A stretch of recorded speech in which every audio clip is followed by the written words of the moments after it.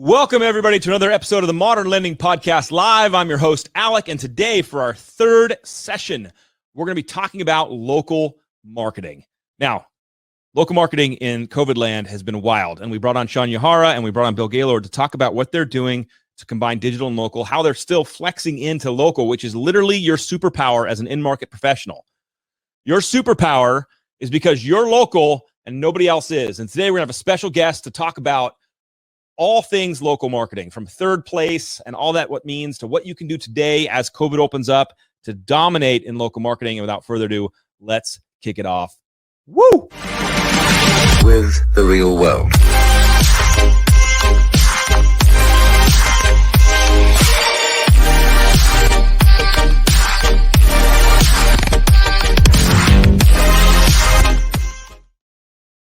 All right, everybody. First question for our guest is going to be about the concept of a third place.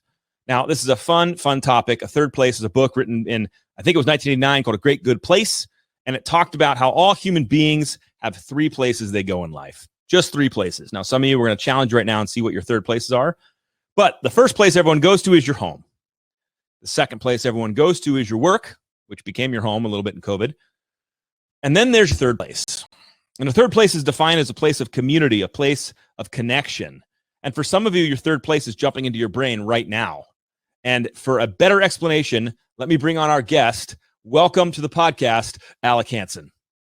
Thank you, Alec. It's just great to be on the show. It's a privilege. It's an honor. Big fan. And yes, you're right. The Great Good Place was written in 1989 by Ray Oldenburg, and it is a fantastic look into the reality of what local marketing could and should be. So it's as Alex said before, it's your home, it's your work, and it's your third place. And I'm going to tell you this right now, the third place in your brain hasn't probably been something you would consider a place to market into, because it's like your safe place. It's your fun place. It's where you go to connect and unwind and be with other human beings. And so because of that, we tend to not recognize it as a place to market. Now, hear me on this. We're going to go into a whole journey on this about what you should be doing, because really, marketing isn't about showing up in your third place, which is a safe place, a really cool place that you love to be with friends, and having some kind of BS-y like sales platform. But the question I always ask everybody is, in your third place, when you're there, does everybody know what you do for a living? Does everybody know what you do for a living? I know loan officers whose own fathers had referred out customers to somebody else, and then they got the line of, "Dad, that's what I do for a living." And they went, oh, I'm sorry. It's crazy. All right, Alec, thank you. I get it a little bit. I think everyone gets it. You're a little long-winded. Let us get down to some specifics. Can you give us some real life examples? Can you dive in to what it really means to maximize your third place? What are we doing wrong? Hit us with some facts. Yeah, so let's break it down. And that's a great question, Alec. Thank you. First of all, let's hit some real life examples of third places. And some of you, it jumped right into your head. For example, let's say your third place is your church or your charity. This is a great one. And you're invested in it. And every year you do something for it and drive forward. One of my great loan officers and a buddy of mine named Ralph, who's in Orange County, he pairs up with a realtor every single year, and they do a toy drive. And they do a toy drive for tots. And it's, you all know what these are. You've done a million of them. You've seen them before. And they walk the streets together. He's branded. He's working for this charity. He's making introductions. He's meeting the neighbors. He's going face to face, and he's collecting toys. He also collects emails at the end. Why? Because he says, "I'd like to email you your receipt of the gift you did so you can get your tax deduction from this charity." And as he lives in this and supports this charity year in, year out, he's strategically branding himself so that everybody's getting to know like who he is and what he does. Of course, he's not banging on the door being like, "Would you like to donate for toys? And then would you also like to give me a loan?" But at the same time, he's building relationships and really cool stuff is happening. All right, so let's use another example. Let's say your favorite third place is a gym. I know for some of you, and especially during COVID, this must have been hard. You weren't able to get into the gym. But imagine, what can you do at a gym? I know so many of you that are into CrossFit or into these small community gyms or into grit classes like cycle classes or whatever it is. Most of those places are small businesses run by small business owners. So what can you do in that facility? Can you go to the gym owner and offer to sponsor like a body fat dunk tank for a 90-day challenge? Can you host a smoothie hour? Can you help them run a program or an event? You're already there all the time. I love the idea of like, can you buy towels? Can you sponsor a towel service for the gym? Now, does that cost money? Absolutely. But so does putting your face on a shopping cart. And what's going to give you more business? You on a Loan Depot towel inside of a CrossFit gym that you pay a couple $100 for a towel service for every month, or you on a bus stop bench? Telling you, that is the examples of the stuff you need to start thinking about. Let's go another step further. Let's say your third place is kids sporting events. Now, I know COVID put a damper on that, but it's coming back with a vengeance. And so every Friday night and Saturday morning and all these things, you're at a kids sporting events. How hard is it for you to get a branded 10 by 10 pop-up, a branded cooler, and show up to all the practices and all the games with shade and little waters for kids? That's not hard. That's not hard. I know you got to carry the thing out. I'm sorry. But what's going to give you, you're there every weekend with the same parents, the same people. Are they homeowners? Or do they want to be? Do you see the opportunity that you could be missing out? How about a coffee shop?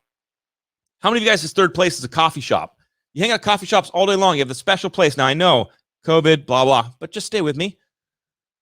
Why don't you pop up in that coffee shop and have your brand strategically placed? Why don't you buy free lattes for first responders in the coffee shop, or vets or teachers? And you just put a little sign up. You talk to the barista like, hey, today I'm going to when I put a sign up, anybody that's a vet or a first responder or a teacher, I want you to point to me over here in the corner and do that one of these. Seabass has got me, and I'm going to buy them their latte that day. Yes. Can you spend a couple $100 doing this a week?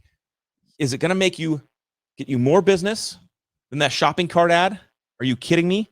And then let's talk lastly about a third place being a bar. This is an obvious one, a bar or a restaurant. If that's your third place, I can literally point to one of our best managers down in San Diego, this guy Mike Stowers, who can point to hundreds of thousands of dollars of income coming from that bar.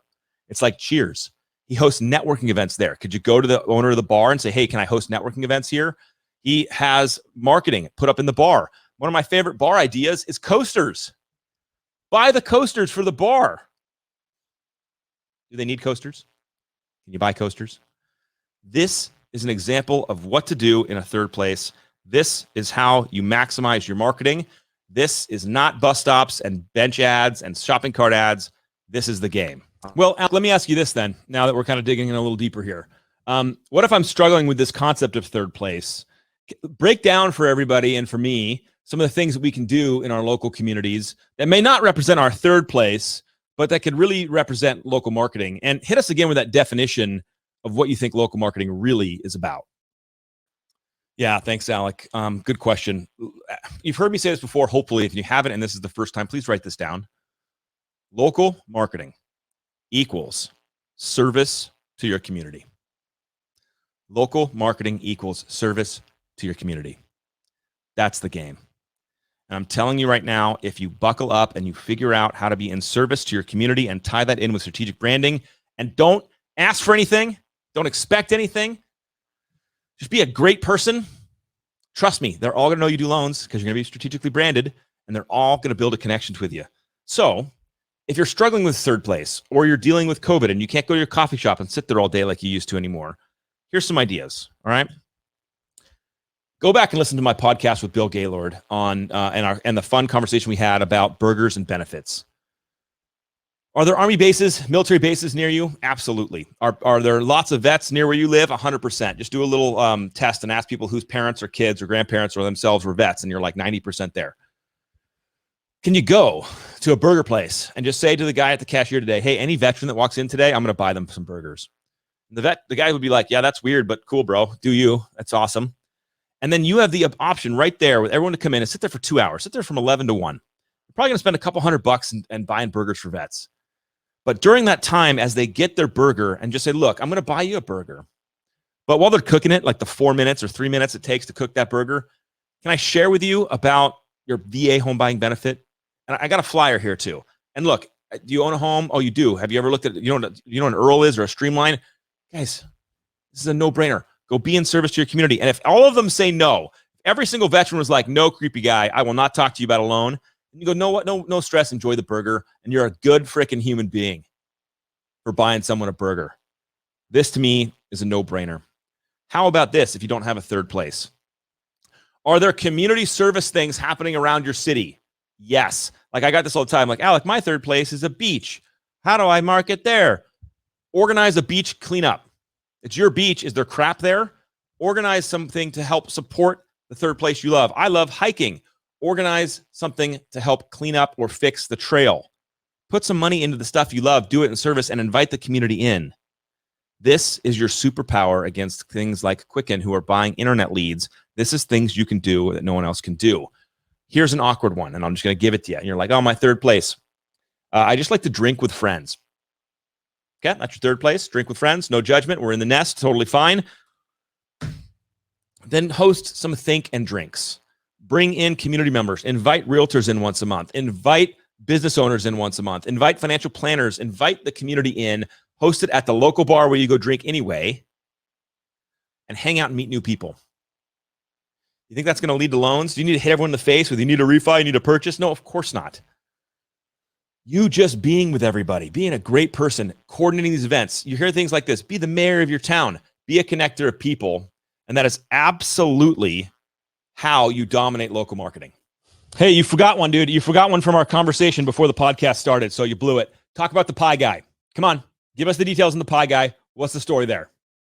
Oh, the pie guy is so good. Oh, my gosh. Okay. So I met a recruit up in Washington, and he has one marketing thing he does every single year. And I was like, oh, hit me with it. I'm ready. I love this kind of stuff. And he's like, I host a pie tasting competition. And I was like, what? Yeah, pie tasting competition. What I do is I go to all these restaurants and bakeries around the city. I invite all my past clients in, all my realtors in, and I buy like 70 pies, or maybe it's 50. I don't remember. Don't judge me. But it's all these pies. Everyone comes in and they just taste pies and they vote on who won the best one, and he gives a little award out to the bakery that won. How much does that cost? Like $300-400 to bring everyone in. It's an annual thing. Everybody loves it. Everybody's like, this is incredible. I want to be involved in the pie thing. My friends, it doesn't have to be so complex. Like, I don't have a third place. Then just have fun with your community. All right. That's the angle. Fun with your community. You got anything else for me, Alec? Okay, Alec, that's some good stuff here, but where's the 1-2 punch? Let's take it digital. These are all terrific local examples of how to increase influence. But one of the things that we all learned from my podcast with Sean Yahara was the power of taking that local interaction and creating a digital blend to it. You even heard it from Bill Gaylord last week. So hit us with the digital. How do we take this to the next level? Yeah, I mean, when we're talking local marketing, guys, you have to understand that there's a 1-2 punch opportunity available for you in this game. So yes, if you do burgers and benefits and you're buying veterans burgers all day, or yes, if you're doing a pie eating contest or a pie tasting contest, eating could be fun. All that stuff's amazing. If you're doing lattes for first responders or teachers in your coffee shop, all that's epic, incredible, love it. Document it. Document it. Film it. Talk about it. Share it. And your reach goes, yes. You might have bought burgers for like 25 veterans that one day or that weekend. That's amazing. But now you get to post it. Now you get to share what happened. You don't even have to think of like cool things to say. It's all documented. Just share it across all your social channels. Send it to your past customer base. E-blast it out. It's rad. It's fun. It's cool. It's community connecting. This takes that one event and it makes it timeless. That one event that everyone will forget about in a year, and now it's on YouTube, now it's on Facebook, and they can see it again and again and again.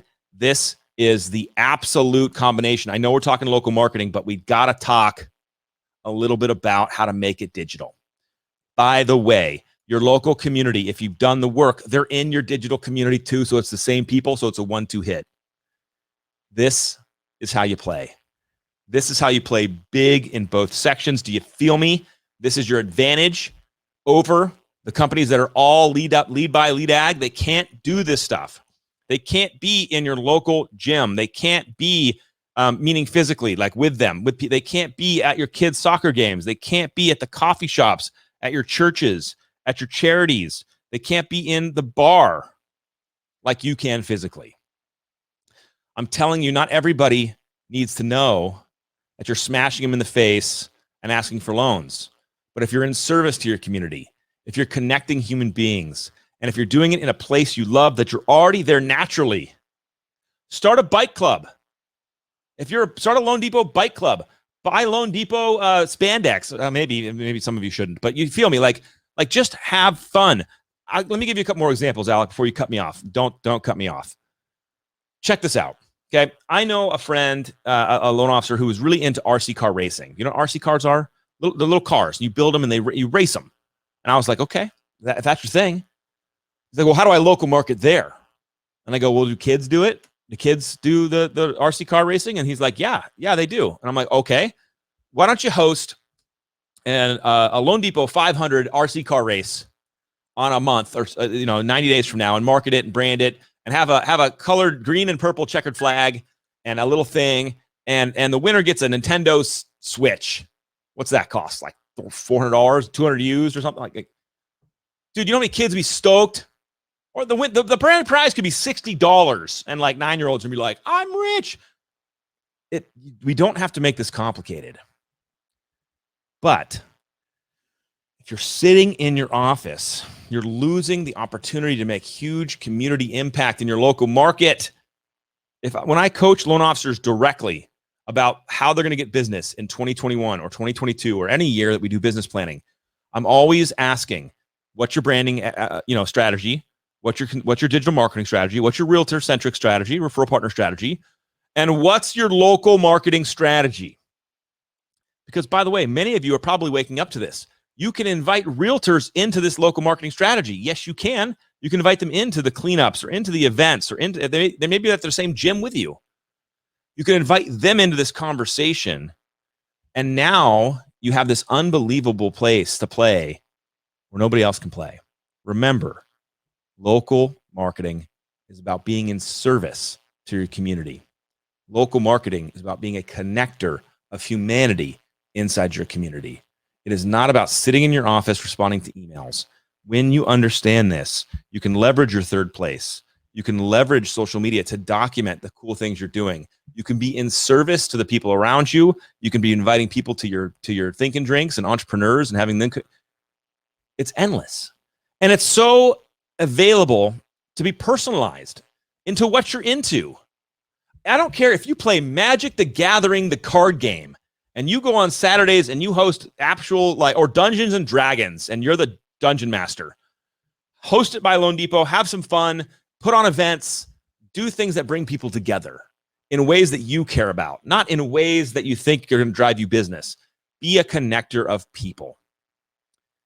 I know this has been an absolute silly type of a thing, Alec, interviewing myself on this, but this topic is so important to talk about because it's not being worked.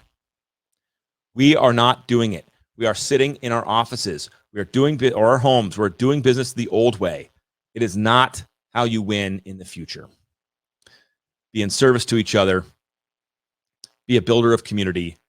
Do it around things you love and like. Do it in places that you're already naturally there. Make sure everyone knows you're an absolute amazing mortgage professional, but do it in such a way that you're not shoving it in their face. Do it in a way of being in service. Does that make sense? Do you understand the words that are coming out of my mouth? What's your local marketing strategy? Have fun. Go connect humans. Alec, I'm done, dude. I got nothing else. All right, Alec. Well, thank you for being a special guest on this episode of the Modern Lending Podcast. For all of you that are watching this in the future, hit us up with a hashtag bypass. That always gives both of us a little bit of joy to let us know that you took 2 seconds out of your day to just listen to some of this content and hang out with us. I appreciate everything you all do. Thank you for hanging out with us with another episode of the Modern Lending Podcast, and we'll see you guys on the internet.